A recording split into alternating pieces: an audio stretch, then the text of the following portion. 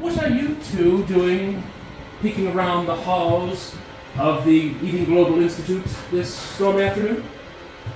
We were just looking around. Shouldn't you two be in class? We're on lunch. Okay, well, we were hoping to learn how to make butterbeer, and we've heard it's in the Chamber of Secret Recipes, which whatever that is. Do you believe that there's a chamber of secret recipes? Yes. Ah, I see. Where did you hear of such a place? That's how the legend goes, is there's a Chamber of Secret Recipes. The recipes have to come from somewhere. Here, in this Eating Global Institute. If I take you there, will you promise that it is only between us, and no one shall ever know? Of course. Yes. Okay? If you wish, but what you desire, you may not like what you see. Come in. Yes, come in. Here we have the Cabinet of Secret Ingredients. We use these sometimes in our expeditions of cooking. You will see this again in the future, but for now, I'm going to pick up a few things here. Are these the ingredients for butterbeer? No, these are for later. A bit of that. Just have to get a couple other things here. Yep, and a little bit of that, and one of these. Yes, let us proceed.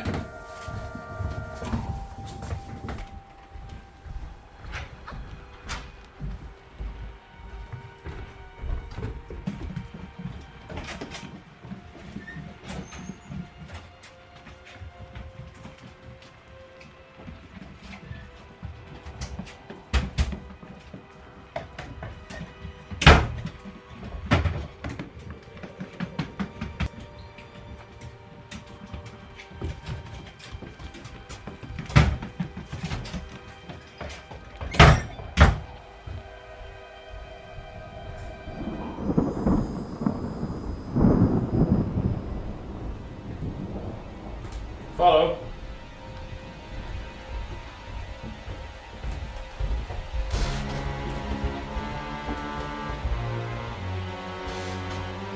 Behind this door is the secret chamber of recipes.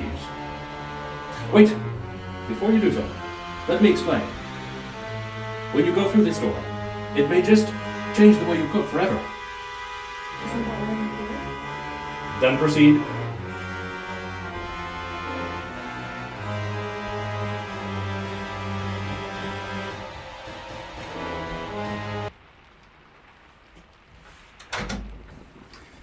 This is indeed the secret chamber of recipes. Before you lies the mirror of knowledge.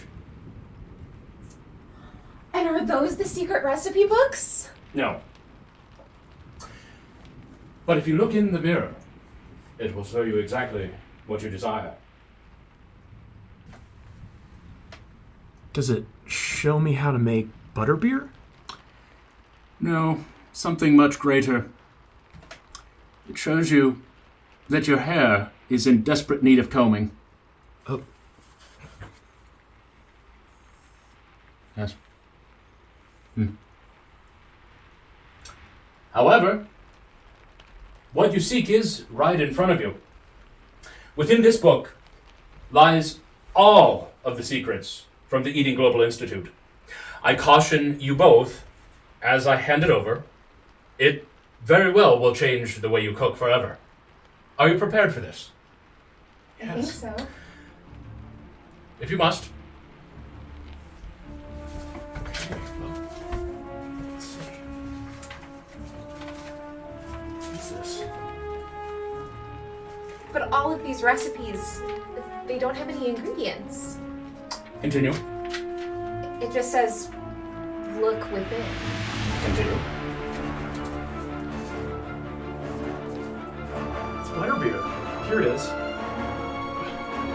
All it says is, don't overthink it. You will learn here at Eating Global that the recipe is within you. We don't use methods. We use our minds to create what we seek.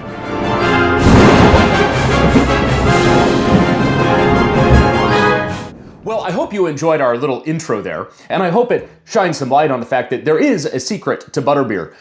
I want to share how I make Butterbeer with you because of the anticipated opening of Epic Universe in Orlando in May. This episode is a special one, and it's going to cover the magical world of Butterbeer. Yes, Butterbeer from the wizarding world of Harry Potter. Listen, this is a beverage, and it's taken me 3 countries and about 5 years to break the code on how to make it. Now, let's all go back to the beginning. So, about 5 years ago, took a trip to Universal, and I decided at that point I have got to try to make it because I love the Butterbeer there, specifically the one that comes in this mug. It's the liquid version that has the butterscotch soda and then the alleged froth on top of it. And so I'm like, there's got to be, it's very unique in the way it tastes and in the texture of it. So anyway, fast forward a couple more years, I went back to Universal with Michael, and we really kind of specifically we were just in Orlando, and we had the idea that we're going to go to Universal and decode what is going on with the Butterbeer. So we kind of discovered a couple things there. When you drink the Butterbeer at Universal, it clearly has a butterscotch soda component underneath it, and then this distinct layer of frothy goodness on top of it, which also tastes butterscotchy. But you can't really, if you're not thinking about it, you don't distinguish the two, and you think it's just this magical mix, this amalgamation, if you will, of the drink. But there are 2 distinct things going on. So we kind of looked behind the counter at how they're filling the cup, and it turns out there is just a soda component that goes in the cup, and then there's another machine that pours out the foaminess on top of it. So somehow this foam it's not actually, okay. So when you pour a normal soda or beer or something that's carbonated, you can get what's called the head on it, which is like the frothy top. When you pour it, it kind of foams up and go, like that. That's what the illusion is of this Butterbeer. But that's not the case at all. It's not actually a real head. There is no real soda head on the butterscotch soda component. If you watch the magical purveyors at Universal actually pour this out. Then they put the actual foaminess on top of it, which is a totally separate product. So the question is, how does that become foamy? And how does it become frothy and still sticky and dense at the same time? I don't really know how their machine is working. I think it must be some sort of a shelf-stable process. I have some video that I've taken that I'll also throw up here about what we tasted there, so I'll share that now. So we are here in the Hogsmeade saloon at Universal Orlando, and I wanted to just document here because we have tried to make Butterbeer, and I believe that we are pretty close, but we just want to do a little evaluation of what it really is. So what we believe, the soda part on the bottom is definitely the soda we're using here, butterscotch soda. Yeah, we will show you that in coming up right now. We believe that the foam on top, if you can see the foam there, is very bubbly. Michael identified that it is sticky. Yeah, a little bit. There's a stick to it. It's like a thinner marshmallow cream, or at least that's my guess. So we believe that it's maybe a marshmallow cream with butterscotch and thinned down with maybe cream. So we're going to give that a shot. Yeah. Whatever it is really good. Yeah. Okay, so as you can see, we were a little bit confused about what was going on because there's this really interesting stickiness, almost stretchiness to the foam on top of it. So we're going, well, how does that work? So the first thing we thought of, well, it's a micro foam texture that's sticky. So if you think about something like the Starbucks, just the good old default micro foam that they put on their cold brews or their cold foam, whatever they call them. I have no idea. I don't go to Starbucks. I drink real coffee. But anyway, if you think about that cold foam, that's different. That's just a heavy cream, like a sweet cream froth type component. It doesn't have stretch to it. but the butterbeer foam has a stretch to it. So we thought, well, maybe it's like a marshmallow cream or something like that. So we came home and we experimented more, and we put marshmallow cream with heavy cream and butterscotch, and that didn't work because it just tastes like marshmallow. The butterbeer froth does not taste like marshmallow at all. So it's not marshmallow. So what the heck is it? So at some point, I was making a cocktail that involves egg whites and a frothy egg white top on the cocktail. And I got the idea like, okay, this, when you whip egg whites, it has a stretch to it. That texture is there. So I thought, what if I put egg whites and butterscotch and heavy cream together and make the froth that way? And that was it. That's the secret. It makes it's exactly what Universal is serving up there. So first of all, let's talk about egg whites. Okay, this is 100% egg whites. They are pasteurized. So you can drink that. Now, I understand that's not for everyone. If you don't want to drink the egg whites, you could just use the heavy cream and the butterscotch. Just, like 2/3 heavy cream and 1/3 butterscotch. But I'm using, in my recipe, a 1:1:1 ratio of butterscotch, egg whites, and heavy cream. And that makes the perfect froth. And of course, you have to use one of the little boat motor immersion blenders or something that whippies the stuff, and it will go. I use a little measuring cup like this, the glass one that you can measure out the specific sizes you want. You can make a 1 serving or multi-serving, however many. You can pump a lot of them out if you want to make it all, for a party or something. So anyway, we'll go through all that. Back to some more of the research. So like I said, this is about a 5-year research program that we've been doing here. So fast forward a couple years after the Universal trips, we went to London and found that there is a store also in New York City, and I think there's a couple others, called the Wizarding World store, which has something. I don't know the company, how they split with Universal and Warner Brothers. I'm not real sure of that. That's not this video, but we're just talking about the taste here. So I got this bottle. I will show you that video now. Well, I figure the only thing appropriate to do, the closest we can get to 9 3/4 is drinking our butterbeer between platforms 9 and 10. So here goes. We'll see how it tastes. This is a big part of my experimentation process to make exactly the butterbeer. So I guess this is as close as it's gonna get. However, this is not in the mug with the foam on top. So it's what we would get at Universal or my house. Try the other one.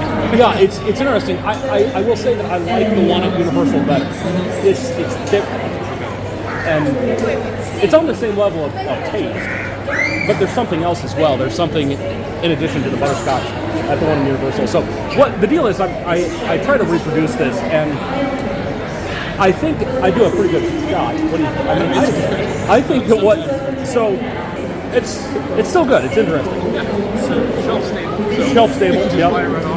And it's a nice souvenir bottle.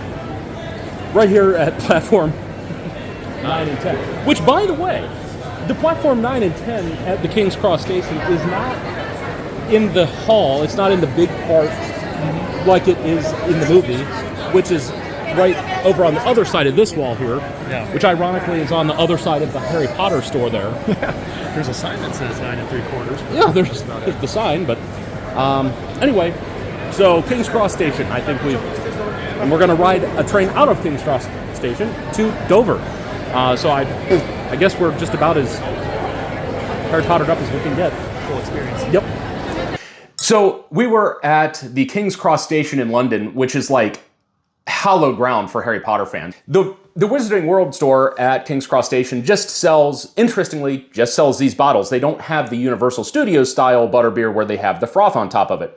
But we went ahead and got that anyway. And this is where we started learning, okay, there's no secret to the butterscotch soda itself. So this is a butterbeer branded. It's from Warner Brothers Wizarding World. It is,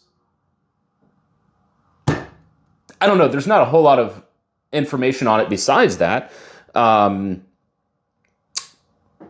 It tells its ingredients, and it's bottled in the UK on behalf of Fentimans Limited, Fearless House, something. Anyway, This is essentially what the Butterbeer's butterscotch soda tastes like at Universal.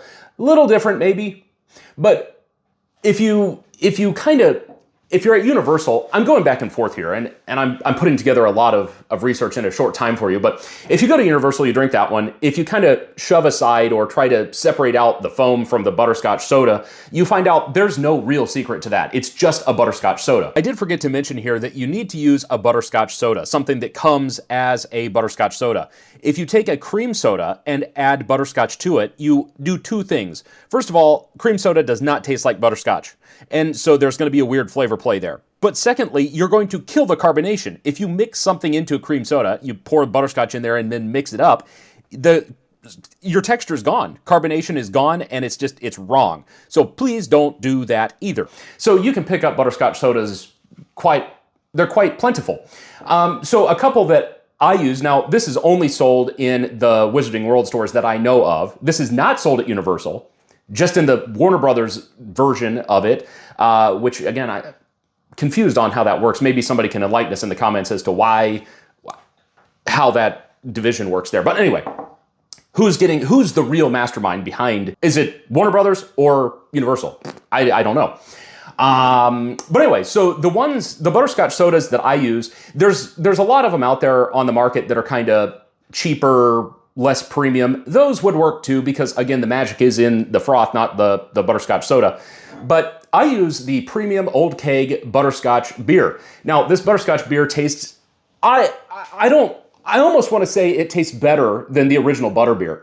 It's so good. It's like richer and sweeter, and this is a little bit less sweet, and I don't know. This is really good. Now, there's also one called the Flying Cauldron. These are available at my local grocery stores. They could be for you. I'm sure they're available on Amazon as well. I get these I have a specialty grocer in town that has it, but also every Cracker Barrel I've been to. If you have Cracker Barrel stores near you, if you live on especially the east of the Mississippi, you've got a Cracker Barrel near you, and they have this butterscotch beer. Now, you can call ahead and they will give you a case of it as well, which is kind of like what I've done in the past. And if I'm having a party or something I'm going to be serving a lot of butterbeer, that's what I do. This stuff is magical, and I will be using this one today. But again, this Flying Cauldron, that works just as well too. Now, let's talk about some other things. I can tell you one thing that you shall not do, and that is absolutely against the Ministry of Magic, and they will be disappointed in you. If you use butter, if you use butter in your butterbeer, you have defiled butterbeer. Now, if you want to drink butter, be my guest. If you look up videos on YouTube about how to make butterbeer, a lot of them include butter. There's no place on this planet that you need to be putting butter in a beverage, okay? Especially a cold beverage. Maybe there's some hot beverages, I don't know, hot buttered rum and stuff like that, maybe. But a cold beverage? No. Now, if you're making a hot butter beer, I don't know. Maybe you could convince me, but butter, no. The butter component of butter beer comes from butterscotch, not butter. Now, butterscotch is made with butter. It's sort of made like caramel. But here's the deal with butterscotch. It's cooked down. So the butter the fat has chemically changed into something else. It's now candied. You can emulsify it into a cold drink. Unlike butter. Just raw butter. Don't use raw butter. My goodness. Oof. It gives me it gives me hives just thinking about drinking butter. Ooh. Okay, so anyway, let's get on to making it. I will, whatever the case is, I think I've shared with you enough about so like I said, literally, all we're going to do is do a 1-to-1-to-1 ratio of heavy cream, egg whites, and butterscotch. If you're afraid of the egg whites, the pasteurized egg whites, like I said, you can drink. They're totally safe to drink. So I'm going to go ahead and put this is going to be for one serving, but I mean, and it doesn't even have to be really, really specifically measured. I mean, it whips up kind of any way you do it, okay? So anyway, so that's it. I've got the three things in there.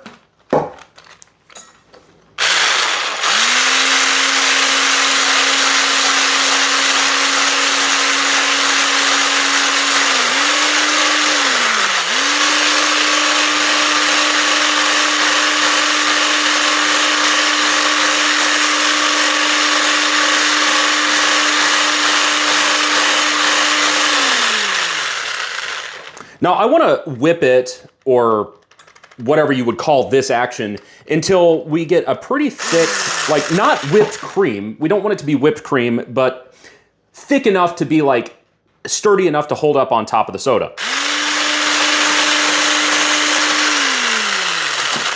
Oh, perfect, perfect, perfect, perfect. And I'm gonna use a spoon. I'm gonna use a spoon to kind of show you where we're at here. See, it's foamy, it's frothy, it makes a little bit of a peak on there, but not much, not like a whipped cream. And, oh boy, is it delicious. Oh, it tastes, like I said, it tastes it takes you right back to Universal. So, open the butterscotch soda. It's this simple. Pour it in. Leave yourself a couple inches on top for that nice foam.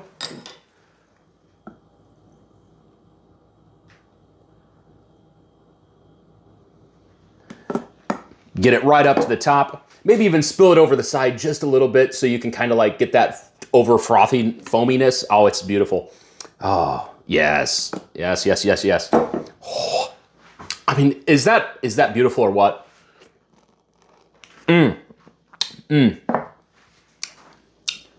See, it sort of sticks to your mouth. It sort of has the stickiness and stretchiness to it. Butterscotchy.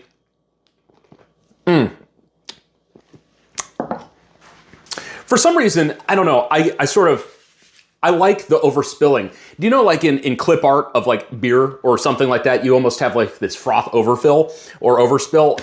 That just, I don't know why, it just speaks deliciousness to me. You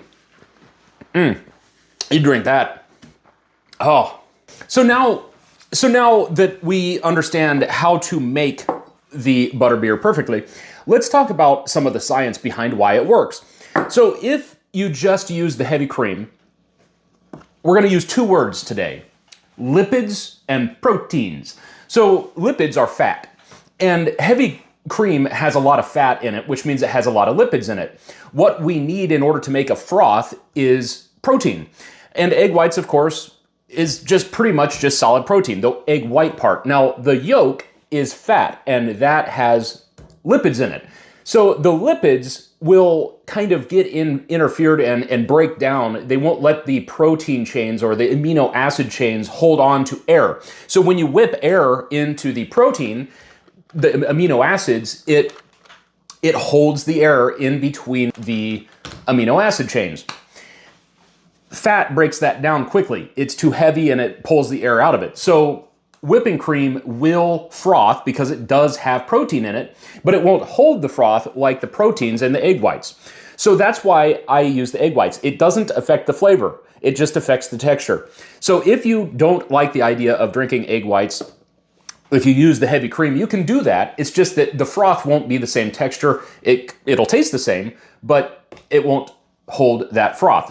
Yeah, hi again from Edit World here. I just wanted to make another point about the whipped cream. So if you want this texture to be exactly like Universal Wizarding World is putting out, don't start with whipped cream or something already whipped like you would get from a ready whip can or Cool Whip. I mean, well, Cool Whip is fake, so don't use Cool Whip for anything, especially this. But anyway, this is why we're using the heavy whipping cream that will eventually turn into whipped cream if you beat it enough or whip it enough. But we're not doing that here. We're just getting it to a point where it's got bubbles in it and it's kind of that frothy texture. So again, this has been about 10 minutes since I've made this, and it's still holding on to that froth really well. And it will hold on to that froth until you finish, which is the way the one at Universal works. The froth never goes away. It stays foamy the entire time you drink it, so you can have an enjoyable experience with that foaminess and that stickiness the entire time. It also makes it to where it floats more because there's more air in it.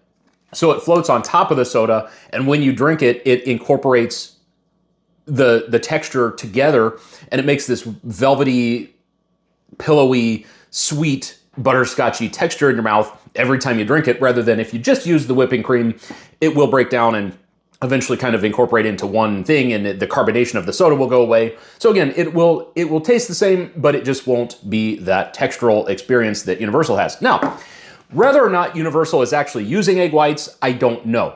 There's also a couple other products, some bar products and whatnot, that will make that have amino acids in it that's separate, that's different than egg whites, I guess. I don't really have a whole lot of experience with those. That's probably what they're using as some sort of chemical component to that, but I don't know. So I could ramble on about that, but anyway, the deal is enjoy your butterbeer, and hopefully I'll see you sometime at Epic Universe this year after May in Orlando.